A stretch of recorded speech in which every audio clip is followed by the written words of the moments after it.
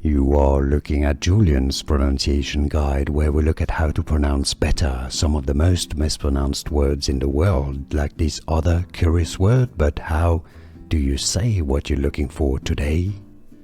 Let's learn how to pronounce those two words that are confusing, and we're going to learn their correct pronunciations in English. So let's break it down. The top word here is a word originally from French, personal attendant, or somebody who parks your car. And there are different pronunciations.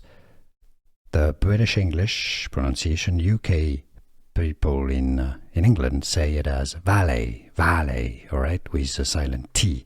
That's as a noun. The Americans say it as valet. Now, as a verb, it's either pronounced valet or valet.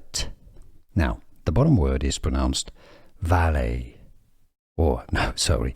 Valley, valley, as in the Napa Valley in California, or there are many valleys all around the world, you know, in between mountains you get a valley, all right? So top word is valet or valet, bottom word, valley.